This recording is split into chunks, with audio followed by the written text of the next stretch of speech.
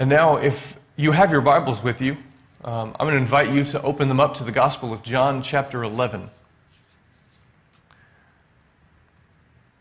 We're going to read a story, a part of a story that's relatively familiar to most people. It's the story of Lazarus. Lazarus and his two sisters, Martha and Mary, were close friends of Jesus. And in fact, multiple times during the Gospels, Jesus stops by and hangs out at their house. And so this is a story about Lazarus. And to kind of set this up, Jesus has been away, and he's out teaching and preaching and healing people and doing his ministry thing. And he gets word that Lazarus is sick, very ill, and that he needs to come back because his friend is sick. And Jesus hears this news and then waits a couple of days where he's at before leaving and traveling to Bethany, which is where Lazarus lives. By the time Jesus arrives, Lazarus has already died. And so now Jesus is showing up several days too late. And they're wondering, Jesus, what would have happened if he'd been there? And so this particular part of the story is where Mary, one of Lazarus' sisters, comes to confront Jesus. He's already had an interaction with Martha, and so now he's going to have one here with Mary. So let's read that interaction together. It begins at verse 32 of John chapter 11. When Mary came where Jesus was and saw him, she knelt at his feet and said to him, "Lord, if you had been here, my brother would not have died." Jesus saw her weeping, and the Jews who came with her also weeping. He was greatly disturbed in spirit and deeply moved. He said, "Where have you laid him?" And they said to him, "Lord, come and see." Jesus began to weep. So the Jews said, "See how he loved him." But some of them said, "Could not he who opened the eyes of the blind man kept this man from dying?" This is the word of the Lord. Thanks be to God.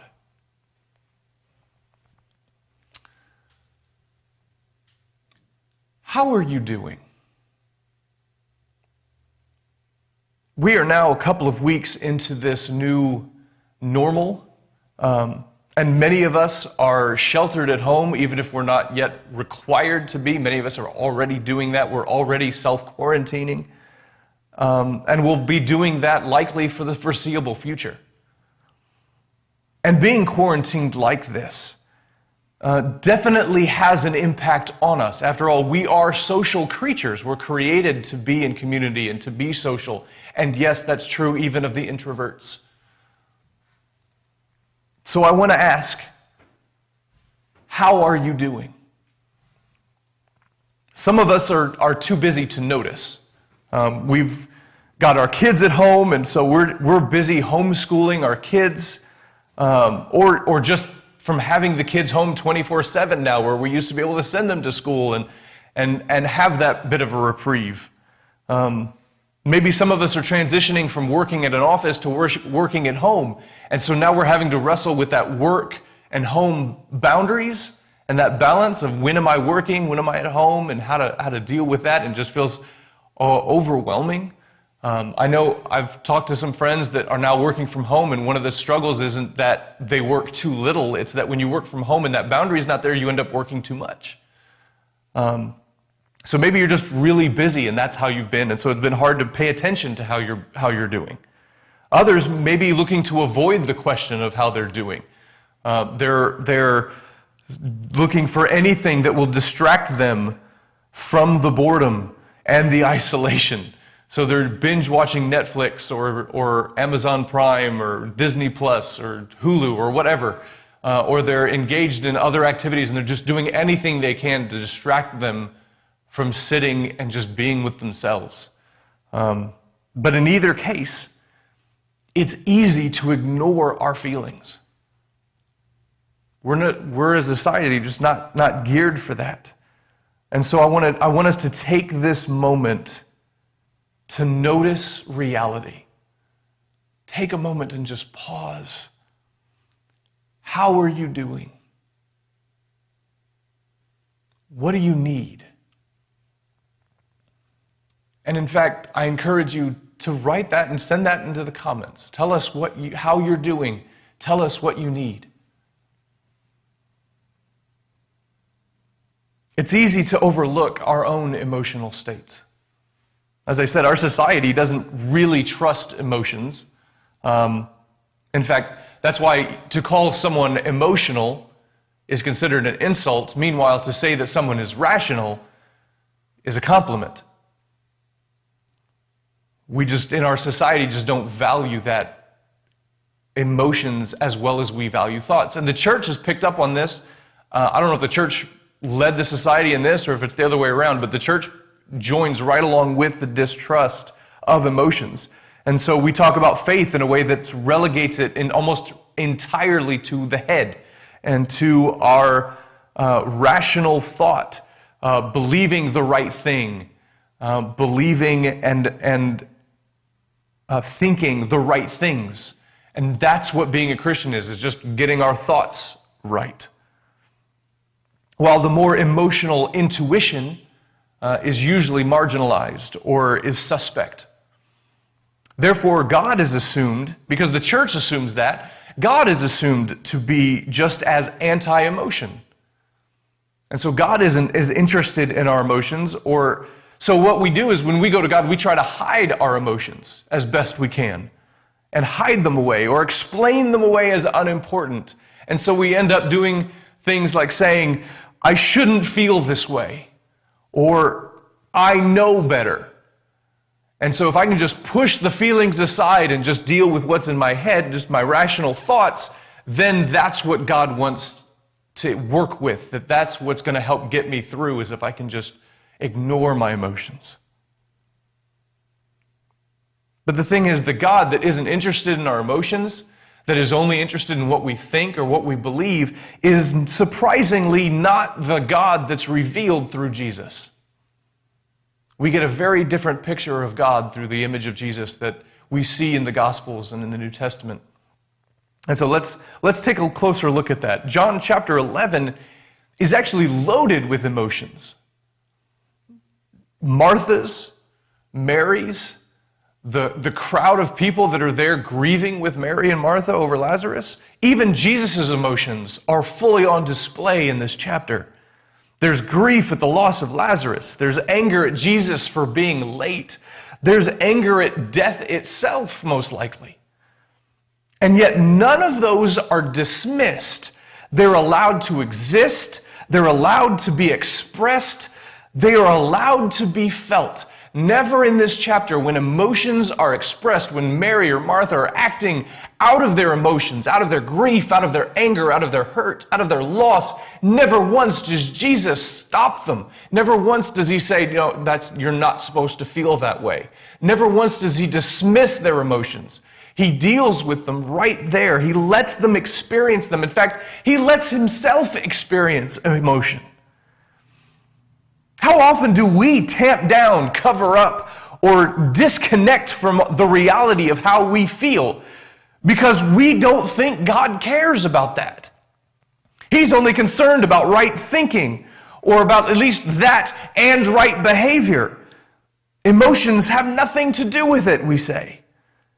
But that's why this text is such good news for us, because it flies in the face of our belief that our emotions don't matter, that our feelings are unimportant, that God doesn't care about our feelings, or that God is annoyed by our feelings or dismissive of them. Instead, this text is the good news that our feelings matter, our emotions matter, and that God cares about them as much as he cares about us. As I was reading this passage this week, I was struck by how often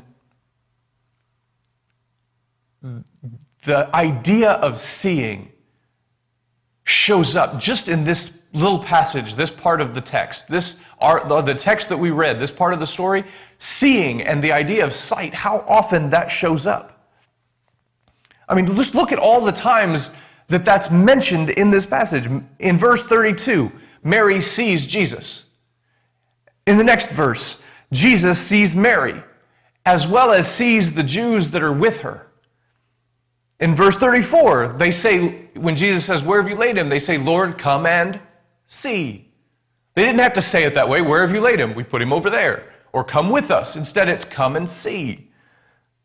And then after Jesus weeps in verse 35, in 36, they say, "See how he loved him."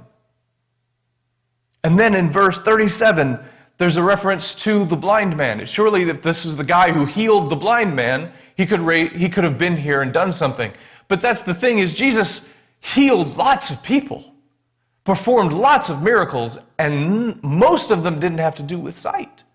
He healed lepers and raised people from the dead and cured disease and lameness. But it's the blind man they reference. I don't think all of those sight references are accidental. I think it wants to tell us something about God and about us and about Jesus and our relationships to each other. And my takeaway is this. First, Jesus sees us. Jesus sees you. Right now, in this place, at this moment, Jesus sees you. And he is not disappointed or embarrassed by our emotions.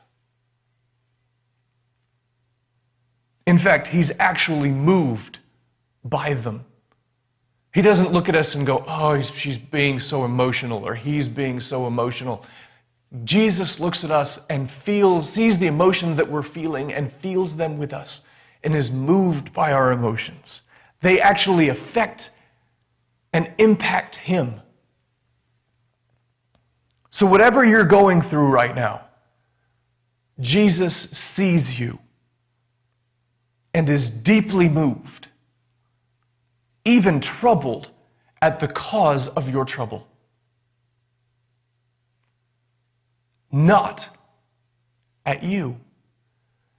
He's not troubled at you for having the emotions. He is troubled at the cause of your distress. He's troubled at the cause of your grief. He is troubled at the cause of your emotions. Unless they're good emotions, then he's happy with you. He experiences those with us too. He sees you in those moments as well. Here's the other thing, is that in addition to Jesus sees us, Jesus can be seen by us. Notice that when Mary shows up, it's actually Mary sees Jesus first. It says Mary went to where Jesus was, and when he came to where Jesus was, saw him.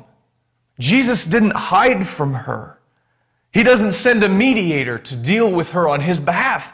He is seen by her. He's not afraid to be confronted by you. He's not afraid to be encountered by you. He wants you to see him. That's so much different than us. When we know we've got people that are angry or frustrated with us, we avoid them.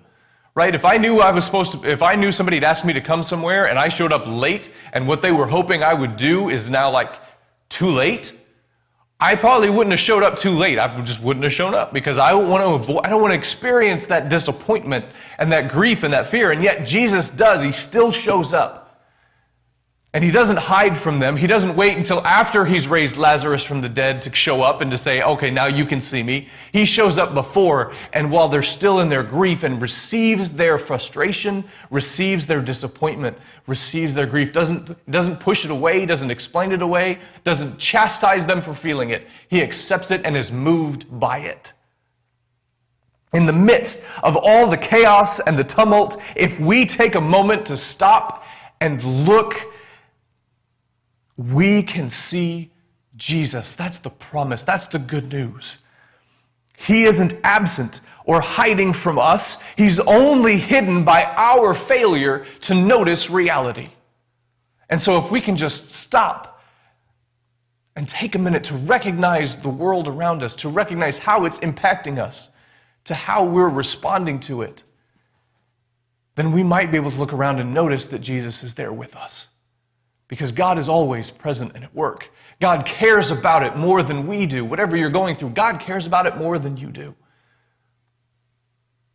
And whatever you're going through, His greatest desire is for unity between you and Him, is for you to grow closer to Him, so that you can see the world the way He sees it, so that you can experience life that He offers.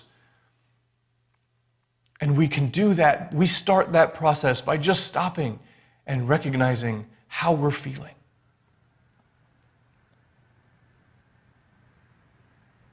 So thanks to this pandemic and social distancing, we have an opportunity to stop. Because that's the first step of how we can see and be seen by Jesus, is to just stop. And one of the other benefits, maybe those of you with kids have noticed this, but many movies are being released to streaming early. So movies that may not have yet gone to streaming are being put on Netflix and Disney Plus and Amazon Prime early because people are stuck in their homes and can't leave. And so those companies are releasing some movies early so that we get a chance to have something new to watch. And so, like many parents with small kids, we've gotten to take advantage of that. So we got to watch Frozen 2 because they released that to be streaming before it was originally scheduled to be streamed. And so we got to watch Frozen 2.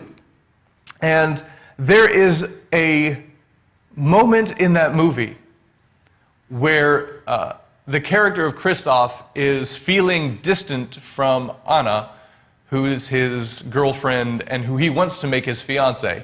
And their communication is not going well, and he doesn't know what's happening and what's going on. And he ends up in this moment where he's wrestling with his emotions. And Kristoff, if you've seen Frozen or Frozen 2, has a pet reindeer named Sven, and he will often process his emotions by speaking for Sven. And so Sven, through Kristoff, has this line. And Sven says, "You feel what you feel, and your feelings are real." I've not heard many reindeers talk, but if they're anything like Sven, reindeers are wise creatures. Because those are wise words. You feel what you feel, and those feelings are real. So the first step in letting Jesus see you and then seeing Jesus is just to take a moment to notice your very real feelings. Take a moment to pause, to notice how you feel. Notice what is happening around and to you, and maybe even ask God to reveal Himself and where He is at work in that situation. Look around and ask yourself, where is God working right now? And I trust and believe that God will reveal Himself to you, and you'll begin to see where God is at work. There's a popular quote by Fred Rogers, goes around usually at times like these, usually with some nationwide traumatic event. And it's a quote from Mr. Rogers saying that something his mother told him, that when times of crises, when everything looks like it's falling apart, and I'm paraphrasing, when everything looks like it's falling apart, look for the helpers, the people that are helping, and that will give you hope. That's where your encouragement comes from. And I believe that's the same thing, that when we stop and take a look, it's like looking for the helpers. Look for places where God is at work, and you will begin to see God's work, God's presence, even in the midst of crises and tragedy. But as you stop and take notice of those moments and are taking stock of how you feel in those moments, give yourself permission to have your feelings. They're real. And that's okay. They're real, and reality is where God wants to meet you. He wants to meet you in the places that are the most real. He wants to meet you in the places where life is really happening to you, not in the versions of you that aren't affected by this situation, not in the versions where my emotions aren't out of control. He wants to meet you in those very places. And so if this is difficult for you, if it's hard for you to take stock and to admit to yourself where you really are, then I want to encourage you to let others help. We may have to stay at home, but that doesn't mean we have to be disconnected. So reach out. Call someone. Tell them how you're doing. Whether it's good, bad, or really bad. Be willing, just if you're going through something, if that's one of the downsides to the isolation is that I'm not going to see you as often. People aren't going to come, we're not gathered someplace where someone can see you and can see how you're doing. So we don't know, and we're all kind of dealing with our own stuff. And so maybe you need to realize, I need someone right now. I really wish I had someone to talk to. Well, we have lots of ways of communicating. And so use one of those ways and talk to somebody. Share with them how you're doing. And then ask them how they're doing, because they may not be able to do this very easily either. And they may need someone to call and ask them how they're doing, and to give them permission to stop and take a moment to breathe and to feel their feelings. And so here's what we're going to do is I want to ask you to do that right now. Let's just take a moment and practice being aware of how we're doing. And again, I'm encouraging you to put those in the comments, either if you're watching on Facebook or on YouTube, and tell people how you're doing.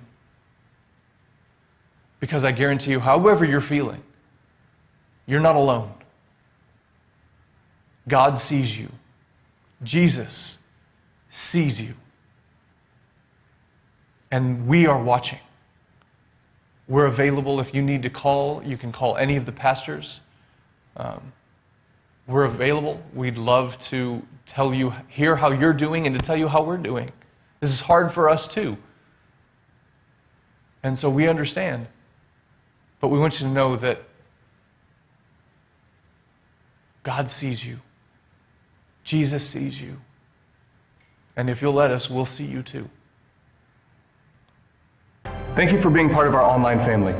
Don't forget to subscribe and click the bell so you get notifications for any future videos or content. And feel free to please share with a friend. You can also follow us on Facebook or Instagram, and if you feel so inclined and would like to donate and support our ministry, please click the donate button found in the description. Thank you, and God bless you.